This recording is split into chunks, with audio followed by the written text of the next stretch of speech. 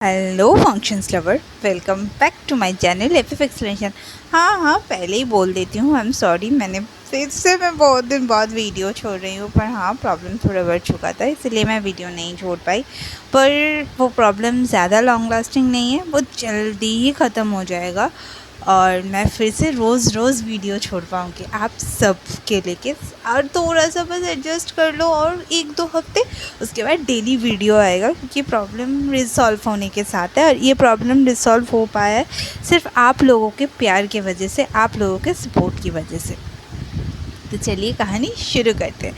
कैरमन day के farm house में वांग जिशुआन ना धीरे धीरे अपने आँखें खोलता है, और उसका विज़न ना बहुत ब्लरी हो चुका था, और उसे ना बहुत पैरों में ना फील हो रहा था कि सीलिंग थोड़ा मूव हो रहा है। और वो धीरे धीरे अपना आँखें खोल के देखती है कि पूरा सफ़ेद एक रूम था, और उसके सामने ना बहुत बड़ा सा एक मिरर था, और बहुत स्ट्रॉन्ग मिरर था, और उस मिरर को कभी ब्रेक नहीं कर सकती है। और उसके सामने एक लंबा सा टेबल रखा हुआ था। वांग जिशुआन ना अपने हाथ पैर को थोड़ा सा हिलाने का कोशिश करता है, पर उसको मतलब पता चलता है कि वो ना एकदम बंधे हुए हैं। और वो ना एकदम चीख के कहते, कि किसने किया, क्या तुमको पता है कि मैं कौन हूँ? और उसका धीरे धीरे ना उसको सब याद आता है, और उसको याद आता है कि उसके साथ कुछ देर पहले क्या हुआ था। और एमिली क्यों भी वही थी जिसने उसे ड्रग दिया था। और वो ना एकदम चीखे कहते, तुम बिच, तुमने मेरे साथ विट्रे करने के बारे में सोचा कैसे? मैं तुमको मार डालूंगा, बाहर निकलो। और बहुत ज़ोर ज़ोर से वो चीखना शुरू कर देता। अचानक से ना वो एक आवाज़ सुनाई देता है, मैंने किया है, क्या करने वाले हो तुम अब इसके बारे में? और वांग जिशुआन उसके तरफ देखती है, और वहाँ पे कोई नहीं, वहाँ पे ईवो था, कैरमन ली थी, और एमिली क्यू था। और वो लोग रूम के अंदर आ रहे थे, और एमिली क्यू ने दरवाज़ा खोल दिया था। ये सब देख के ना जिशुआन थोड़ा सा तो डर गई थी। उसने एक बड़ा सा मतलब एक थोड़ा सा तो हिचकी उठाई, और फिर ना कैरमन ली की तरफ देखा, और वो अभी भी व्हील चेयर में थी। और कैरमन ली ने एकदम धीरे से कहा, मैं तुमसे कुछ पूछना चाहता हूँ, बोलो, तुम कौन हो?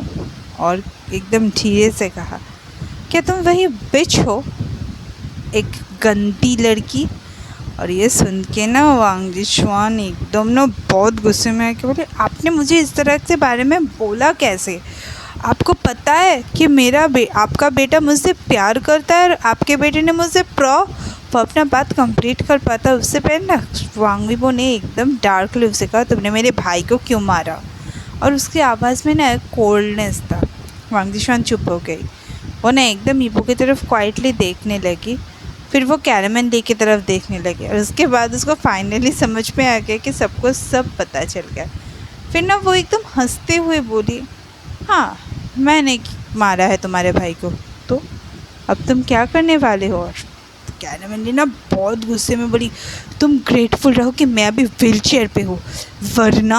और वांग जिशुआन ना एकदम सर्कस्टिक वे में हंसते हुए बोले, इसका क्रेडिट भी मेरे को जाता है, क्योंकि मेरे वजह से ही आप व्हील चेयर में हो रही है। बस सुन के ना सब लोग एकदम चुप हो गए। वांग यीबो कैरमन ली की तरफ देखने लगे, और कैरमन ली वांग यीबो की तरफ, और वांग जिशुआन ना बहुत ज़ोर ज़ोर से हंसने लगी। वांग यीबो ने ना एकदम चुपचाप उसको पूछा, क्या तुम्हें डर नहीं लग रहा है? मैं तुम्हें ना पीसेस में कट कर दूँगा। और वांग जिशुआन ये बात सुन के ना एकदम मतलब हंसने लगी, और कहा, हाँ, मुझे बहुत डर लग रहा है, कोई मुझे बचा लो, कोई मुझे बचा लो, मुझे बहुत डर लग रहा है, बहुत डर लग रहा है। और वांग जिशुआन ना एकदम फ्लोर से उठी और कहा कि इतना डर तुम लोगों के लिए काफ़ी है।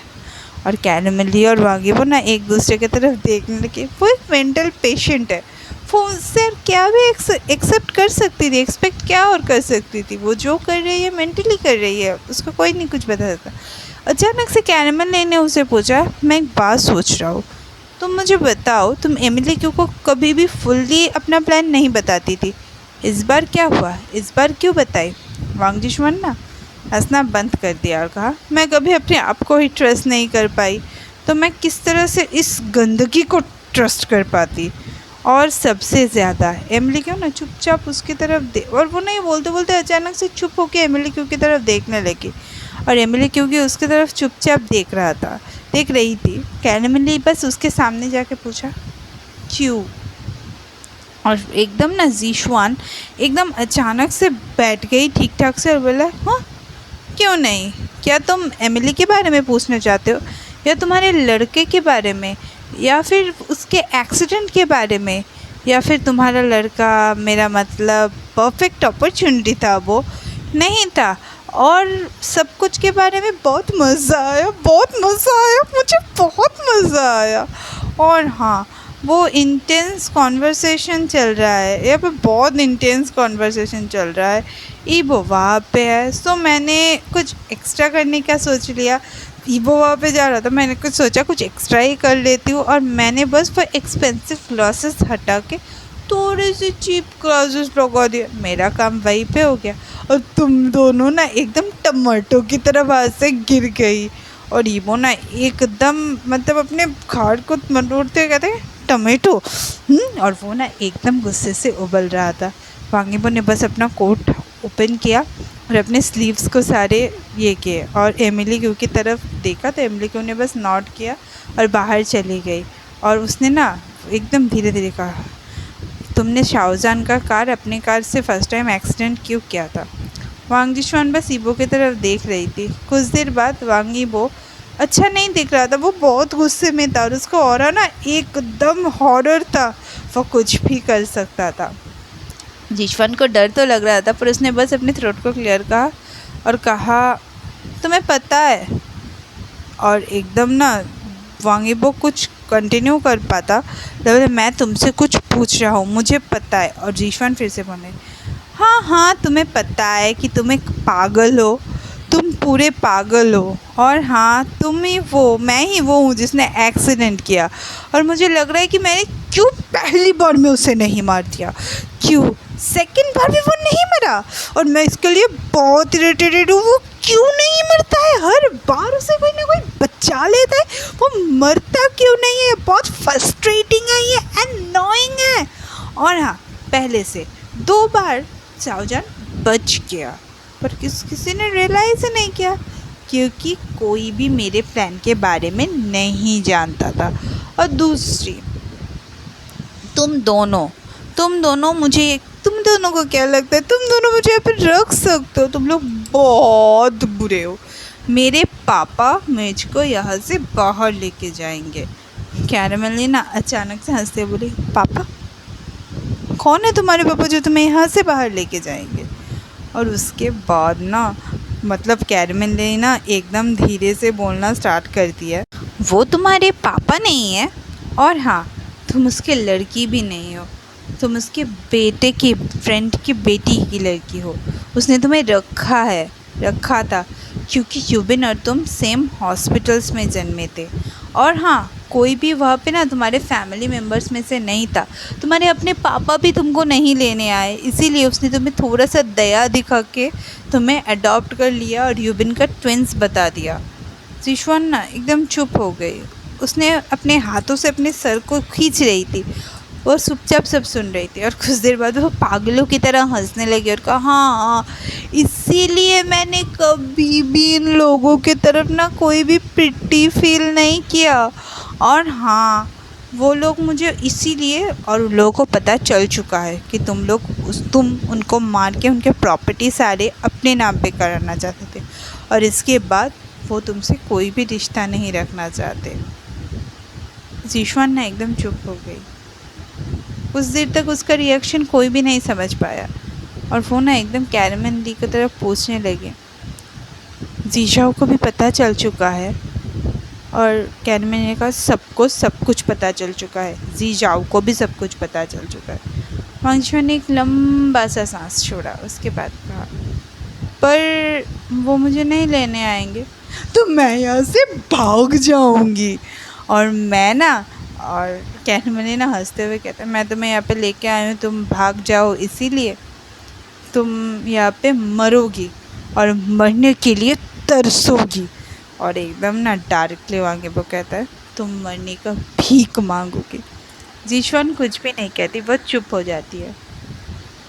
और उसके बाद ना कैरमेली बस पूछने जाती थी कि वहाँ पे सारे कैमरा बंद, और जिशवान ने कहा, वो सारे कैमरास उस दिन तुम्हारा बेटा जब मर चुका था तो बंद क्यों था? मैंने किया था।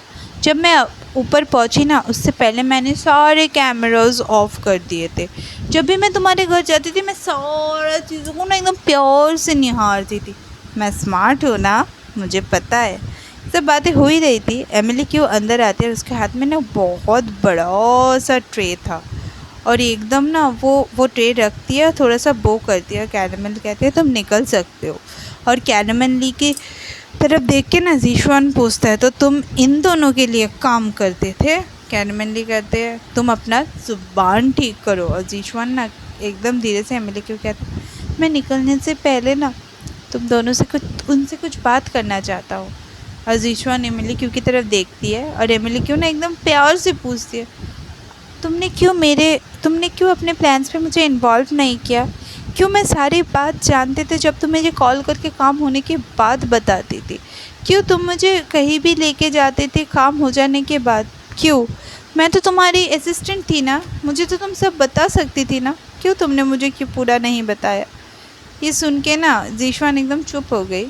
कुछ देर तक एमिली को देखा और फिर से बोला तुमने दोनों अलग अलग हील्स क्यों पहने हैं, रेड और ब्लू? और ये सुन के ना एमिली क्यों एकदम हकचका गई और अपने पैरों की तरफ देखने लगी। और ज़ीशान ना हंसते हुए बोली थोड़ा सा तो हंस लो, तुम्हें भी तो मेरी तरह हंसना पसंद है ना। ये बात सुन के ना एमिली क्यों ने कुछ भी नहीं कहा। कैरमल ने एमिली क्यों की तरफ देखा और वो दोनों ना निकल गए। और वांगी वो एक्शन में आ रहा था। वांगी वो धीरे धीरे धीरे धीरे ज़ीशान के पास गया और वो जो ट्रे था ना वहाँ से एक सीज़र उठाया और बोला मेरे मॉम ने मुझे टीच किया है ये कभी भी किसी लड़की के ऊपर हाथ मत उठाना, पर अगर कोई लड़की ईवल हो जाए तो उसे मार देना चाहिए। ये बोल के ना वांगीबो ने बस ज़ीशान की हाथ और पैरों की उंगलियां काटना शुरू किया और ज़ीशान के चारों तरफ बस ब्लड ही ब्लड था, ब्लड ही ब्लड था। और ना वो बहुत चीख रही थी। और कुछ देर बाद जब सारे कट्स करना हो गया वो छोड़ के बोला तुम इसी तरह मरोगे क्योंकि मैं चाहता हूँ कि तुम सफ़र करो, यही मैंने मेरे माँ को प्रॉमिस किया था। और फिर से ना मतलब एकदम कैरमल ली उसको कहती है तुम सही रास्ता चूज़ कर सकती थी पर कभी भी तुमने सही रास्ता चूज़ नहीं किया था। तुम्हारे पास सब कुछ था, फैमिली थे, सिबलिंग्स थे, पेरेंट्स थे, पैसा था, खुशियाँ थी, पर तुमने फिर भी अच्छा रास्ता नहीं चूज़ किया। तुम साइकियाट्रिस्ट की हेल्प ले सकती थी फिर भी तुमने ये किया। इसका मतलब मेंटल हेल्थ तुम्हारा ठीक था, तुमने ये करना ही चूज़ किया। तुमने चूज़ किया ऐसा रास्ता जिस रास्ते ने एक माँ को अपने सन से दूर किया, एक भाई को अपने भाई से दूर किया। तुम्हारे लिए सब सफ़र किया, मैं सफ़र की और वो नन्हा सा बच्चा वो भी सफ़र किया। यहाँ पे नन्हा सा बच्चा वो शाहजहान को बोल रहा था। कैरमल ने वहाँ पे ना नहीं रुका, वो बस चला गया। और ईमो ना एकदम डार्कली क्वाइट वॉइस में उसकी तरफ देख के कहता है जिस हाथ से तुमने मेरे भाई को धक्का मारा था, जिस पैर से तुमने मेरे शाहजहान के ऊपर लत मारी थी, वो दोनों की उंगलियां मैंने काट दी। और वो भी ना वहाँ से निकल गए। और वो लोग ना अभी बेसमेंट में थे। ये कैरमल ली का फार्म हाउस था और उन्होंने ये फार्म हाउस इसीलिए चूज़ किया था क्योंकि ये ना एकदम मतलब एकदम मेन टाउन से बहुत अंदर था और सब लोगों को ना इसके बारे में पता भी नहीं था। और कैरमल ली ना एकदम शाहजहान की तरफ वांगीबो की तरफ देख के कहता है सबका ख्याल रखना और उसको जिंदा रहना चाहिए, वो मरना नहीं चाहिए। और वहाँ पे 15 जो बॉडीगार्ड्स है एमिली के साथ सब लोगों ने बस हाँ कर दिया। वांगीबो ने कैरमल ली को अपने घर पहुँचाया और कहा पहले मैं आपको छोड़ देती हूँ। और दोनों ना एकदम कार्स में बैठ के दोनों चुप थी क्योंकि क्या हो रहा है कि वांगीबो का भी मेंटल हेल्थ उतना अच्छा नहीं था और कैरमल ली का भी नहीं था, पर कैरमल ली को ठीक होना था क्योंकि कैरमल ली को पता था वांगीबो क्या सफ़र कर रहा है। इसलिए उसने मूड चेंज करने के लिए कहा मैं सोच रहा हूँ शाहजहान को। और वांगीबो सुनने से पहले ही एकदम बोल देता है ना। और कैरमल ली ना एकदम इरिटेट वॉइस में थे सीरियसली पहले मुझे उसका ख्याल तो रखने दो। और वांगीबो ना उसके मम्मी की तरफ देख के बोलता है पहले आप अपना ख्याल रख लीजिए फिर सब मेरे शाहजहान का ख्याल रखना। और इसके वजह से ना जो होता है दोनों ने एकदम झगड़ा शुरू कर दिया। और झगड़ा करते करते कैरमल ली पहुंच गई अपने घर और वांगीबो आ गया चेरी ब्लॉसम मेंशन। हाँ मुझे पता है आज का वीडियो भी छोटा बना है पर इससे ज़्यादा ना मैं अभी रिकॉर्ड नहीं कर सकती हूँ, तो फिर मिलते हैं जब मैं छोड़ूंगी वीडियो। सोच रही हूँ कि कल फिर से वीडियो छोड़ लूँ तो अगर पॉसिबल हुआ तो कल भी छोड़ दूँगी। तो हाँ, मेरे चैनल को लाइक कीजिए, शेयर कीजिए, सब्सक्राइब कीजिए। Okay bye.